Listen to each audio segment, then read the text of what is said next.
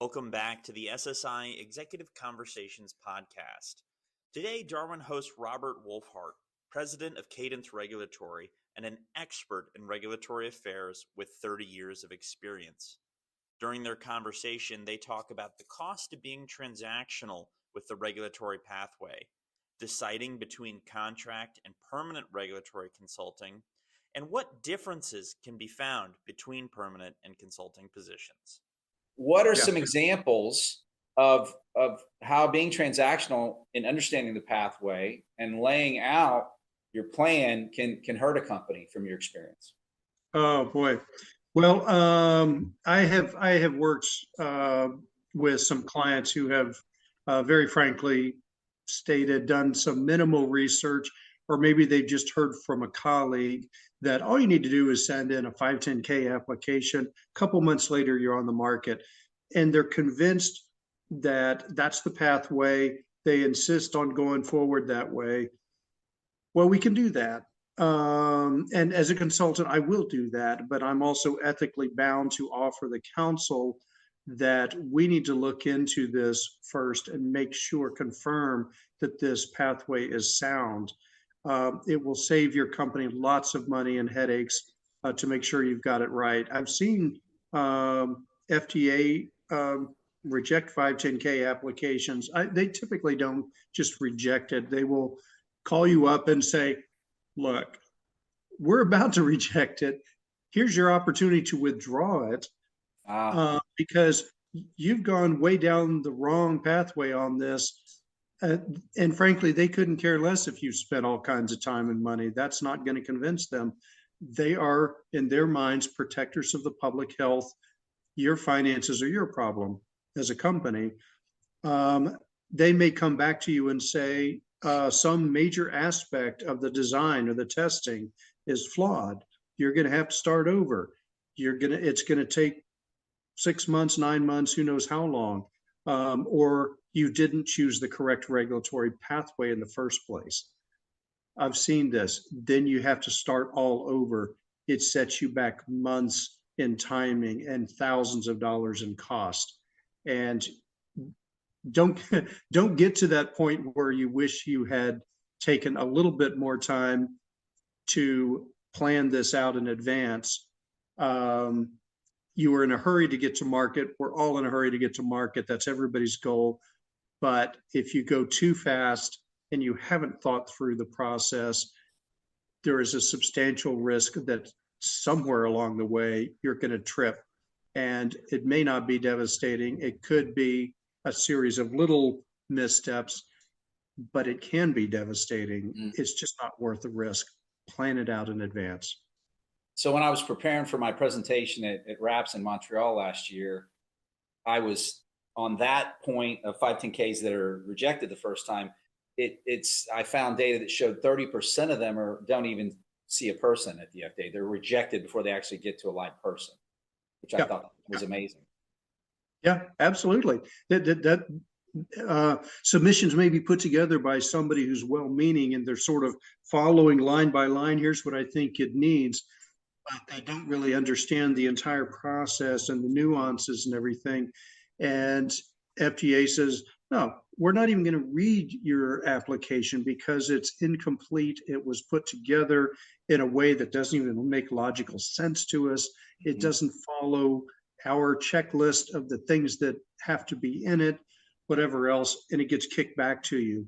A lot of them that happens to. And if you look at the data that they share for the reasons for the submissions being kicked back, they all come back to not wrong talent because the person didn't understand the pathway, cutting corners. One of them is, clinical data inconsistently in the submission where it needs to be in more than one location, sending it to the wrong center. It's pretty phenomenal when you look at that, how important the emotional intelligence and the skill set and experience of the regulatory professional on your team is vital. I have to share this story with you real quick because it made me think of this. Like in 2000, and I think it was 2019, we had a meeting with the top 40 medical device company in a certain category, which, I won't say who it is, but it's a pretty big company. And we met with them. They had a leadership position in regulatory that had been open a year, and they hadn't been able to fill it yet. And after talking with them, they had some submissions that was really important that were going to be going through the process. And in looking at what they wanted to pay essentially, and this was before autonomy was as this was up in the Northeast, but they wanted to pay it really at the market or a little bit below it. Person had to sit on site 5 days a week. It was pretty, what they wanted was pretty strict. And I asked them, I'm like, okay, how, like, from you talk about these, this has been open a year. You've talked about these products that you're trying to go through the pathway to get on the market. Have you already implemented any aspects of your commercial strategy relevant to that? And they kind of looked at me. They had already hired 9 sales reps for these products that weren't even on the market yet. And so I asked them a couple of additional questions. And then I said, are you open? Can I share a perspective? They said, okay. I said, look at how long this has been open, and look at, I would consider hire, instead of worrying about every aspect of what you want, maybe thinking about even paying over the market, focusing on the skill and the emotional intelligence and getting the right talent. Because if you get the wrong person, or this stays open another 3 to 6 months, because you can't find somebody that matches everything that you want, that'll also sit in the seat 5 days a week. What is the opportunity cost? And if there's a mistake there, what's going to happen when your 9 sales reps can't make their bonuses because they can't even sell the product that they were brought on? What does that mean relevant to wasted resources? And they looked at me and they were like, we've never thought about it that way before. But I would sit here and say that, I'd love your thoughts on that, but that's something people should be thinking about. Absolutely. And I mean, we don't know the circumstances. There could be a variety of causes for that. It's easy to think, well, maybe there's miscommunication in the C-suite. The person that oversees sales and marketing over here was all gung-ho, couldn't wait, went out and hired 9 people to say, okay, get ready to hit the ground running with this. Yeah, I don't know all those details. I just know the higher level perspective. Exactly. But absolutely, it just seems like that's just money being wasted, where had they hired somebody, had they looked at the market for regulatory professionals and thought through, okay, let's do a cost benefit analysis here real quick. What is it going to cost us? We want to hire at market or a little lower, versus if we are a little bit more flexible in some of those areas, but we get them in much quicker and they have more experience and they put together a strong regulatory strategy. We may get this product to market much faster. It sounds like in this situation, they wasted a year. They could have been on the market, last year. You're talking millions of dollars. And Exactly. One of my slides at RAPS that really got people's attention when I presented was in terms of supply and demand. And regulatory professionals are inundated with recruiters when it comes to opportunities. We did a survey through IU. Now, this was in last February, March, for a presentation that I did at LSI. And obviously, these aren't all vice president level roles, but there were 900 people that responded and stated that they were reached out to for new opportunities 1 to 2 times a day or 4 to 5 times a week. So now that's across all positions. So obviously, if you're senior director, vice president, as you go up the ladder, there's less positions.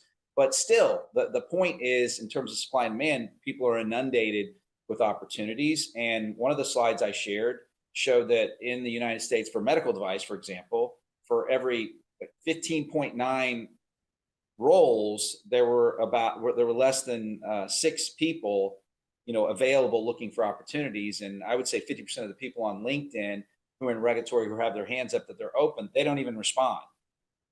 They have it up, maybe they don't know it's up. So my point is, posting and praying for these type of positions is usually not the best strategy. Right, absolutely. And the company, excuse me, a company is always going to have that decision, whether it's a large or small company. do we hire full-time perm for this position, a regulatory expert? Are we there yet? Or is if it's a small company, they've got to decide, are we there yet? Are we ready to bring on full-time staff to handle the regulatory workload?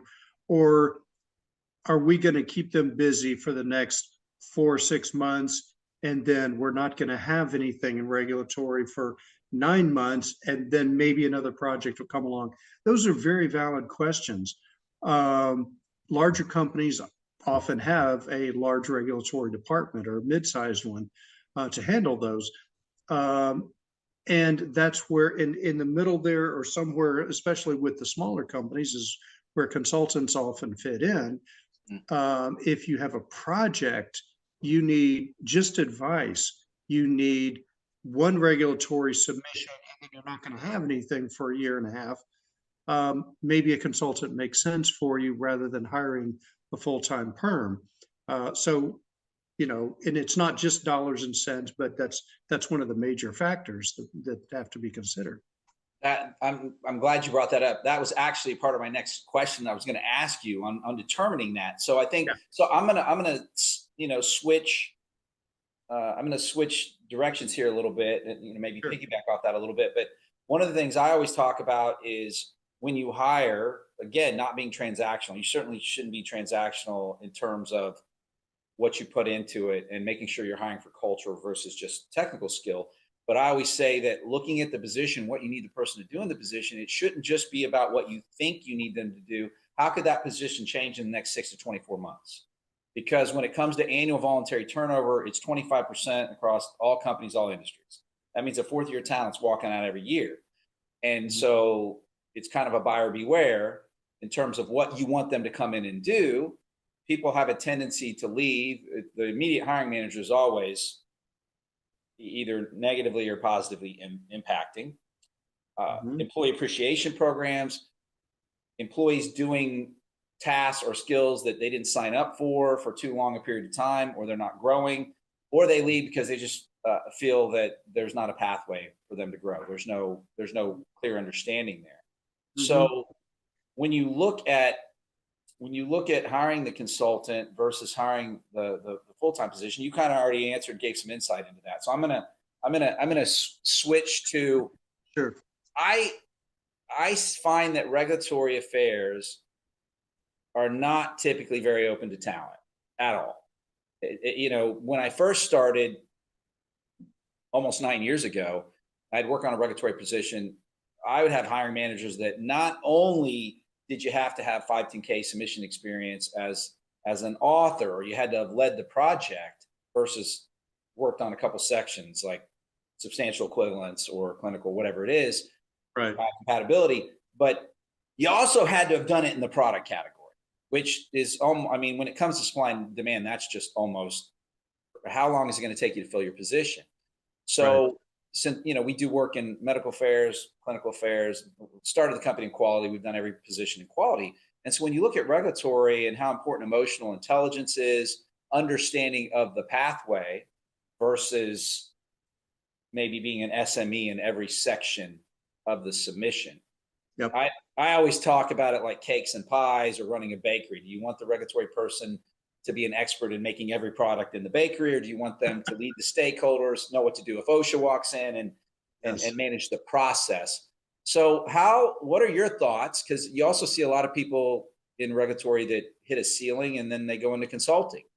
And so companies pay a lot of fees for consultings. If they had better pathways for not just the vertical, but the horizontal and career ladders, you could fill roles with people that understand it from a cross-functional standpoint, that might enjoy it, and you might save money on consulting fees. So what are your 2 cents there? Yeah, absolutely. No, there's actually a couple of topics in there, and they all kind of blend together. It's important when you're looking for regulatory professionals and you're trying to decide, okay, what exactly are we going to put on this job description? We want to bring somebody in. They've got to have this, that, and the other. I would recommend that what's important is somebody that understands the system, that understands how the FDA works. They may not know exactly where that reg is, but they know how to find it. I've seen this in various scenarios where somebody's applying for a job and they've got 10 years of experience and they've submitted all kinds of 510Ks and great things like that. And they get down to a final question. Yeah, but we're working on a project that's related to ophthalmology. How much ophthalmology experience do you have? And the poor soul says, well, I've been in cardiovascular most of my career, and I can't claim a whole lot in ophthalmology. And they, X them off the page. And yet that expert knows the regs, knows the system, understand. They could pick up ophthalmology pretty quick. Right. In a regulatory perspective, I'm not saying being an ophthalmologist, I'm saying understanding regulations and how to get to market. That's where find somebody that understands that side of it. That's much more critical than we're an orthopedic company. We only will hire somebody that's done hips and knees for 10 years or more. I get why that's important, but you could be losing out on some really good talent there. Another area that you were talking about, and this is very important because I've done consulting, I've done many years working for companies of all different sizes. Yes, it's true. Regulatory pathways often, there aren't too many CEOs that were former regulatory people.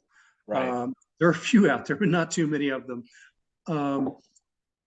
Regulatory professionals often will climb a ladder within a company and they hit a ceiling. They've got some kind of impressive title. They've got a couple of raises and bonuses along the way, but then they kind of top out and they're sitting in that chair and they've been there in the company for 6-8 years and they realize, you know what? I'm never going to go anywhere here. It's going to look like this 6 or 8 years from now. And unless you just love your job, and maybe they do, but if they're hungering for more knowledge, for more breadth, for more experiences, the company's got to find ways to offer that to them. Now, I get it. Not all companies have breadth of portfolio, but some companies that I've seen offer 2 tracks for people in that situation. One is the managerial track. The other is the technical track. The managerial track is you become assistant manager if you're interested in managing people, which is, as everybody knows, a bit different from actually writing submissions. Yes, it is. If you're not interested, not especially good at, I'm speaking bluntly, managing people, and you know that you're just a technical person, that's your strong suit, then follow the technical path, and you can go in a way that helps chart courses for regulatory pathways, for example, be a mentor to other people, get better and better, and breadth of portfolio if your company has it. If you're working for a big orthopedic company, maybe you can step from the hip and knee side of things into the spine side of things or the small joint side of things and get some experience over there. They're looking for new challenges. They're looking for something different where they can learn new skill sets. If they don't, you're right. They may look outside the company. You don't want to lose them. They're good talent. Well, again, one of the recent surveys showed that 70%, it's like 71% of patients that were considered at risk relevant to annual voluntary turnover leave or start looking to leave because they don't have a pathway. They don't see any pathway. And so the more pigeonholed you are, the more your ability to grow is determined on somebody in front of you leaving or the company growing. So you can go into another product category and the company grows in that fashion. So, but there are I've seen so much talent in quality and clinical, in regulatory that some have engineering background, some don't, but there's just so many scenarios where there could be some cross-pollination there. And you already have somebody that believes in the mission, believes in the vision, and Yes. personal Y matches it. So your ability to mitigate the risk of cost of a mishire and give people a pathway. I mean, I think career ladders are just so important for companies that implement them successfully. Yeah, it's absolutely true. And and that's one of the reasons why employees jump ship from full-time perm and go into consulting in the regulatory world, because they're sitting in their orthopedic company and their breadth, no matter how broad it is, it's going to be from this side of the cubicle to that side of the cubicle in orthopedics. And they're looking over there at that consultant, and one day the consultant's doing ophthalmology, the next day he's doing cardiovascular, next day he's doing medical imaging. Yes. Learning all kinds of new things, high risk, low risk, US, EU, wow, I want to do that. That's challenging. And making more money and working 10 less hours. So Exactly right. Exactly right. So I think that companies being more open to talent, having a better focus on training and annual employee appreciation programs along with career ladders, they could save money on consulting fees by having possibly looking at things internally a little bit differently. But as we finish up here, I'd love to get your thoughts on your consulting experience versus perm for those listeners that are thinking about that from a career path standpoint. What should they be thinking about in terms of perm versus venturing into consulting at some point? Sure, happy to. And just a word of background. So I have done consulting and full-time perm, and I've done overlap. I've done both at the same time, which I don't necessarily advise unless you're a workaholic. There are, and I will say up front, there are pros and cons to both of them. Some of the things that you mentioned are absolutely true. Full-time perm has pros. It has stability. It has you are full-time perm. Now, perm, we all know, is a very nebulous word. Nobody promised you a permanent position.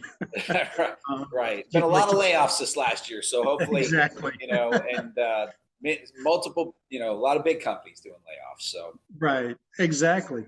But it's perm in the sense that you're likely to have if your bosses have made good decisions in hiring and strategy and everything like that, you're likely to have your job for a while. That's good. That's good to know. You've got healthcare benefits. You probably have a 401k. You've got some good benefits like that. And the stability of knowing what's going to happen when you go into work each day. You know the people around you, the projects you're going to be working on. You might be working on the same project for several years, especially if it's a high risk device. With consulting, it is a lot more, you never know what is going to happen almost day to day. You could get a phone call and something really exciting comes along and you can't wait to get started on that project. And you sign a deal with a client and away you go and you're just loving life. Or it could get strangely quiet for a while and you don't, and the phone does not ring. And that is part of the natural ups and downs of the cycle. Nobody is handing you things like medical insurance, 401ks, all of that. You've got to do all that yourself. Right. Do you make more money consulting? Yes, you do. But you also spend a lot of money on things like that. You're good if you want health insurance. I'd like to believe most of us do. You're going to have to find it yourself. You've got to go out and figure out what's the best plan. If you're going to start your own consulting firm, do you want to hire people? Do you want to grow the company? Or are you going to do it yourself? If you hire people, you become a manager. You're not only doing regulatory, you're building and running a company. So it diversifies. So, there's pros and cons. We talked about some of the others. Of course, the diversification, I think, is one of the great pros of consulting. So many different things. You never know what the next project is going to be. And that's limited in the full-time perm position. But don't go into consulting assuming that 5 years from now you can retire rich. It's not that easy. You put a lot of work into making that company successful. You've got to continue to sell yourself your product, and your product is your consulting services. Whether you work for a company, you work for yourself, you've got to know your personal why. Strongly, you really have to understand your own risk tolerance, because if you're going to go into consulting, you have to have an entrepreneurial mindset, and you have to understand really all aspects of running a business. Because I know people that have incredible skill and have wanted to do it, but then in terms of marketing themselves and business development and getting those opportunities, that wasn't something they enjoyed or were comfortable with. And obviously you have to be relationships, you have to be marketing yourself. As you said, the fish aren't always jumping in the boat. You've got to be able to go out and find the fish. So yeah, as a consultant, I was just going to say, as a consultant, I mean, when you're full-time perm, somebody down the hall in accounting is going to figure out the tax implications of buying that new printer. Right. You got to do it yourself as a consultant. You've got to figure all those things out that are outside your comfort zone. You didn't have to do that before. It's a whole different world, whole different ballgame. It is. Hey, thank you so much for your time. It's great to see you. And I know you're living it up in Barcelona. So, congratulations again to you and your new bride. Thank you so much for giving our following your time. I greatly appreciate it. You bet. Thanks so much for the invitation. It's great to see you again, Darwin. Appreciate Awesome. being on the call with you. Awesome.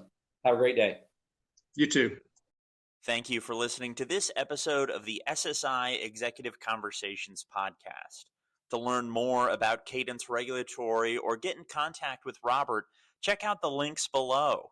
If you'd like to see more of the podcast, make sure to follow us on LinkedIn, YouTube, and wherever you listen to podcasts. Visit us online at shurigsolutions.com to learn more about SSI and receive a complimentary consultation.